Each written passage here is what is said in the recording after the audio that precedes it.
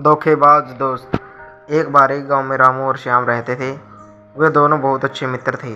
उनकी मित्रता ऐसी थी जैसे दोनों एक ही शरीर के दो अंग हो। यदि एक को चोट लगती तो तकलीफ दूसरे को होती। वे दोनों बचपन से ही मित्र थे और एक दूसरे के लिए मरने को भी तैयार थे। दोनों एक दूसरे पर भाई जितना विश्वास करते थे। अब उनकी मित्रता इतनी पुरानी हो चुकी थी कि लोग उसकी दोस्ती का उदाहरण देते थे और बोलते, दोस्ती हो तो इनके जैसी। यह देखकर दोनों बहुत खुश होते।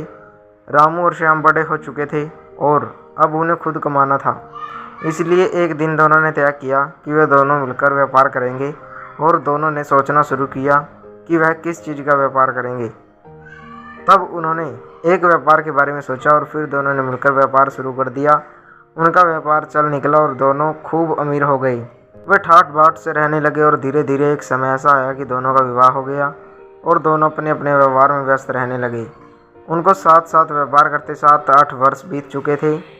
तभी रामू के मन में न जाने कहां से बेईमानी आ गई और वह व्यापार में हेरा फेरी करने लगा। वह इसलिए ऐसा करने लगा ताकि उसे ज़्यादा मुनाफा हो। श्याम बहुत सीधा और नेक इंसान था। उसे इस गड़बड़ी की भनक तक नहीं लगी। रामू व्यापार में घाटा दिखाता जा रहा था। एक दिन ऐसा आया कि श्याम उस व्यापार का भागीदार ही नहीं रहा क्योंकि रामू ने उसे धोखा दे दिया था। श्याम ने ऐसा धोखा जिंदगी में पहली बार खाया था। धीरे धीरे वह बहुत चुप रहने लगा। वह किसी से भी बात नहीं करता था। वह ना हंसता था ना बोलता था। इस कारण उसकी पत्नी बहुत परेशान रहने लगी। एक तरफ तो घर में आर्थिक तंगी रहने लगी क्योंकि व्यापार तो छोड़ दिया था। दूसरी तरफ श्याम बीमार रहने लगा। श्याम की पत्नी सरोज ने डॉक्टर से खूब इलाज कराया किंतु कोई फ़ायदा नहीं हुआ।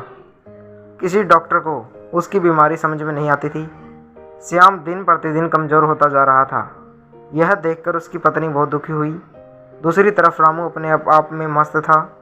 उसने हेरा फेरी करके खूब धन जमा कर लिया था। अब वह अपना अलग व्यापार करके खूब धन कमा रहा था। अपनी पत्नी के लिए उसने ढेरों गहने बनवा दिए थे। गांव के लोगों को रामू की बेईमानी का खूब पता था। एक दिन श्याम का चचेरा भाई रोशन शहर से आया। वह श्याम की हालत देखकर हैरान रह गया। श्याम की पत्नी बोली, देवर जी, अपने भैया का कुछ इलाज कराओ। हम तो गांव में इलाज करवा के हार गई। रोशन बोला, भाभी, श्याम का इलाज डॉक्टर के पास नहीं है। फिर रोशन ने सरोज को बताया कि जब तक रामू श्याम से माफ़ी नहीं मांगेगा श्याम ठीक नहीं होगा। उसकी पत्नी बोली, परंतु राम अब घमंडी हो गया है। रोशन बोला, मैं ये मुमकिन करके दिखाऊंगा। मैं बिना धन के ही उसे नीचा दिखाऊंगा। उसने अगले दिन से ही अपनी योजना पर काम करना शुरू कर दिया। अगले दिन जब रामू अपने घोड़े पर बैठकर अपनी दुकान जा रहा था तो उसने देखा कि एक आदमी ने उसकी तरफ देखा और ज़ोर से हंस दिया। रामू को लगा कि कोई यूं ही हंस रहा होगा। वह थोड़ी ही दूर गया था कि 4 लोग आओ खड़े आपस में बातें कर रहे थे। वह जैसे ही उन चारों के सामने से गुजरा, उनमें से एक ने उसकी तरफ देखा और सारे लोग जोर जोर से हंसने लगे। रामू को लगा कि उसकी पगड़ी टेढ़ी हो गई है। उसने पगड़ी को ठीक करने का प्रयास किया तो घोड़े से गिरते गिरते बचा। दोपहर को एक दाढ़ी वाला व्यापारी उसकी दुकान पर आया और उससे बड़ा सौदा तय कर लिया। परंतु रामू का ध्यान आज कहीं और था। उस दाढ़ी वाले व्यापारी ने 2-3 बार अपनी दाढ़ी पर हाथ फेरा और रामू की ओर देख कर जोर जोर से हंसने लगा। फिर बोला, सेठ, सौदा फिर करूँगा। रामू को लगा कि उसकी दाढ़ी में कुछ लगा है। वह बार बार अपनी दाढ़ी पर हाथ फेरने लगा। आज उसका व्यापार में मन नहीं लगा था। इस कारण बिक्री भी कम हुई थी। अगले दिन फिर जब वह कहीं काम से जा रहा था तो फिर उसने लोगों को हंसते देखा। अब उसे हर समय यही लगने लगा कि हो ना हो लोग उसकी बेईमानी की चर्चा कर रहे हैं। उसने 2-4 बार लोगों की बात सुनने की कोशिश की तो उसे अपने बारे में एक भी शब्द सुनाई दी नहीं दी। धीरे धीरे अब उसका व्यापार मंदा पड़ने लगा और धीरे धीरे उसकी हालत ख़राब होने लगी। अगले दिन सुबह रामू ने सबसे पहले दाढ़ी मूछें साफ़ करवाई। फिर रोशन को ढूंढने निकल पड़ा।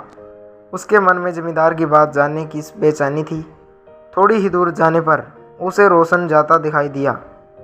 उसने रोशन से रात की बात पूछी तो रोशन ने कहा, मैं एक साथ पर तुम्हें जमींदार की बात बता सकता हूँ। तुम्हें मेरी एक बात माननी पड़ेगी। रामू बोला, भैया, धन मांगने के अलावा जो तुम कहो वही मानूंगा। मुझे बता दीजिए प्लीज़। यह सुनकर रोशन रामू को पास ही श्याम के घर ले गया और बोला, पहले इनसे माफ़ी मांगो फिर बताऊंगा। रामू ने पलंग पर लेटे व्यक्ति से तुरंत माफ़ी मांग ली। भैया, मुझे माफ़ कर दो। तो वह व्यक्ति पलंग से उठकर बैठ गया उसके चेहरे पर पतली सी मुस्कान आ गई। रामू यह देखकर हैरान रह गया कि वह उसका अपना मित्र श्याम था। उसकी इतनी हालत के कारण वह अपने बचपन के मित्र को पहचान नहीं सका था। उसे पश्चाताप होने लगा। तभी रोशन ने बताया कि जमींदार ने तो उसकी प्रशंसा की थी। रामू ने अपने मित्र से अपने किए पर पुनः माफ़ी मांगी और गले से लगा लिया। धीरे धीरे श्याम अच्छा होने लगा और अब वह बिल्कुल स्वस्थ हो गया और यह देखकर उसकी पत्नी भी बहुत खुश हुई। उसने अपने देवर का धन्यवाद किया और अब रामू और श्याम दोनों में फिर दोस्ती हो गई। फिर से उन्होंने व्यापार शुरू किया और उनका व्यापार चल पड़ा और अब दोनों बहुत खुश थे और अब उनकी दोस्ती जीवन भर चलती रही। तो दोस्तों, कैसी लगी आपको ये कहानी कमेंट करके ज़रूर बताएं। अगर आप हमारे चैनल पर नए हो तो चैनल को सब्सक्राइब करें, वीडियो को लाइक करें, शेयर करें, कमेंट करें। धन्यवाद दोस्तों और जल्दी से सब्सक्राइबर बढ़ाएं। थैंक यू दोस्तों।